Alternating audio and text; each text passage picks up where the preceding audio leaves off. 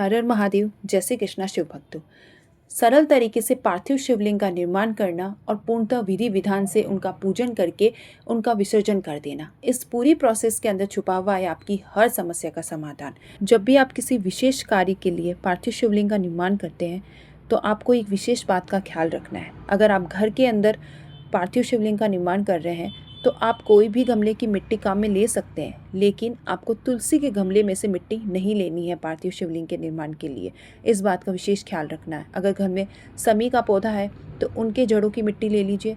बेलपत्र का पौधा है तो उसके जड़ों की मिट्टी लेकर के आप पार्थिव शिवलिंग का सरल तरीके से निर्माण कर लीजिए और फिर उसका पूर्णतः विधि विधान से पूजन कर सकते हैं। अगर आप मंदिर के अंदर पार्थिव शिवलिंग का निर्माण करके पूजन करना चाहते हैं तो आप मंदिर में लगे हुए बेलपत्री के पेड़ के नीचे की मिट्टी काम में ले सकते हैं। अगर बेलपत्र का पौधा नहीं है तो आप शमी का ले सकते हैं। शमी नहीं है तो आप आंवले के वृक्ष का भी ले सकते हैं। अगर आंवला भी नहीं है तो पीपल के पास में जो मिट्टी होती है उस मिट्टी से भी आप पार्थिव शिवलिंग का निर्माण कर सकते हैं। पार्थिव शिवलिंग का निर्माण करने के लिए ज़रूरी नहीं है कि आप पूर्णतः जलाधारी बनाओ।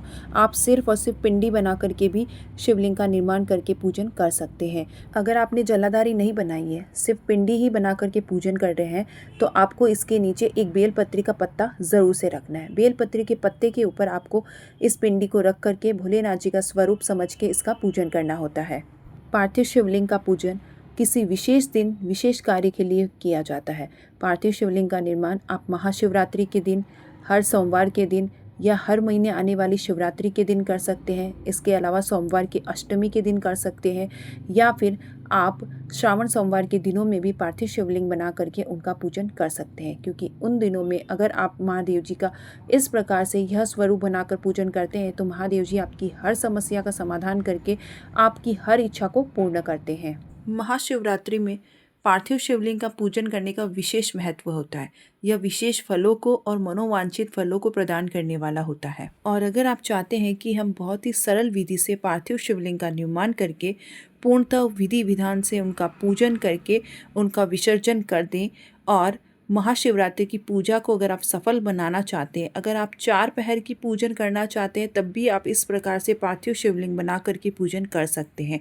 और अगर आप 4 पहर में नहीं, सिर्फ एक ही पहर में पार्थिव शिवलिंग का निर्माण करके पूजन करना चाहते हैं तो इससे सरल विधि कोई नहीं हो सकती है।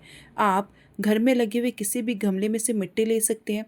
अगर वहाँ नहीं उपलब्ध है, मंदिर में कर रहे हैं, तो बेलपत्री के पेड़ के नीचे बैठ करके भी वहाँ की मिट्टी लेकर के भी आप पार्थिव शिवलिंग का पूजन कर सकते हैं। यहाँ मैं बेलपत्री के पेड़ के नीचे बैठकर ही पार्थिव शिवलिंग का निर्माण करके उनका पूजन कर रही हूँ। मंदिर के अंदर ही यह पार्थिव शिवलिंग का निर्माण किया है मैंने, और यहाँ पर पूरी विधि विधान से उनका पूजन भी करूँगी और पूरी विधि विधान से उनका विसर्जन भी करूँगी। तो देखिए, मिट्टी से मैंने पार्थिव शिवलिंग का निर्माण कर लिया है और अब मैं सबसे पहले यहाँ पे शहद चढ़ाऊँगी। शहद चढ़ाने के बाद बाबा भोलेनाथ जी को मैं शक्कर चढ़ाऊँगी। अगर आपके पास में पंचामृत बना हुआ है तो आप पंचामृत चढ़ा सकते हैं। अगर पंचामृत नहीं है तो आप इस प्रकार से अलग अलग वस्तुएं भी भोलेनाथ जी को समर्पित कर सकते हैं।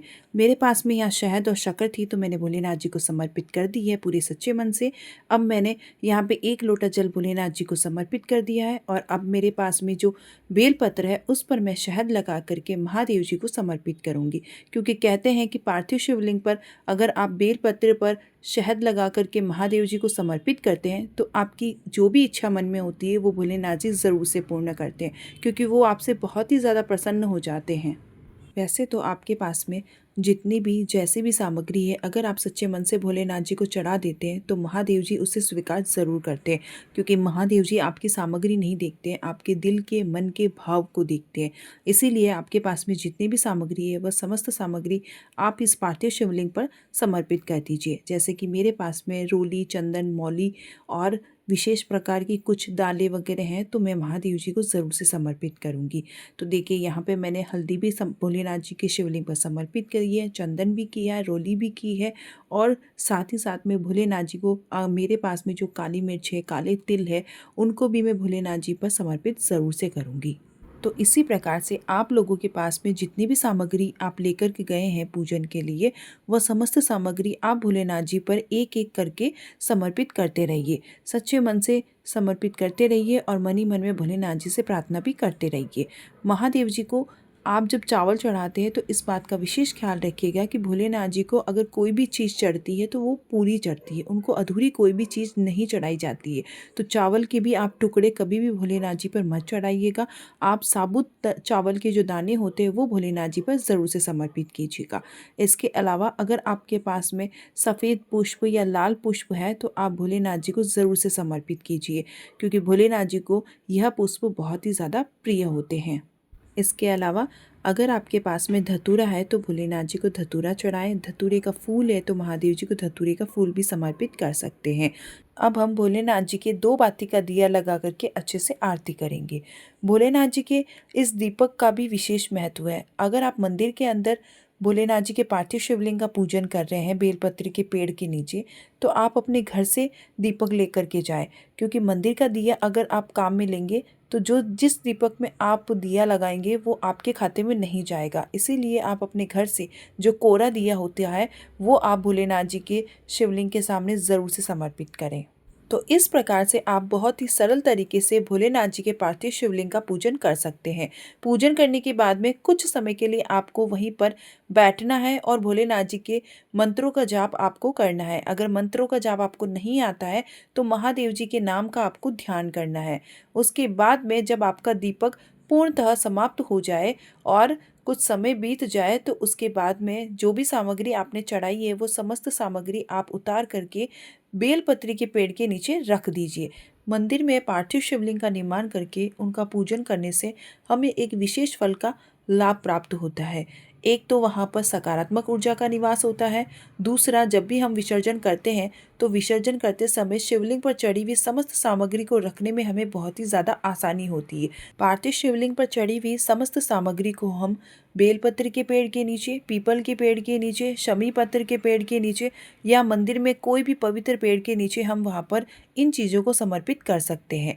तो मैंने भी यहाँ पर पार्थिव शिवलिंग पर चढ़ी हुई समस्त सामग्री को बेलपत्र के पेड़ के नीचे समर्पित कर दिया है। करने के बाद में मैंने जल से भोलेनाथ जी के इस पार्थिव शिवलिंग को मिट्टी के अंदर ही विसर्जन कर दिया है। तो इस प्रकार से आप बहुत ही सरल तरीके से भोलेनाथ जी का पूर्णतः विधि विधान से पूजन भी कर सकते हैं और पूर्णतः विधि विधान से इनका विसर्जन भी कर सकते हैं।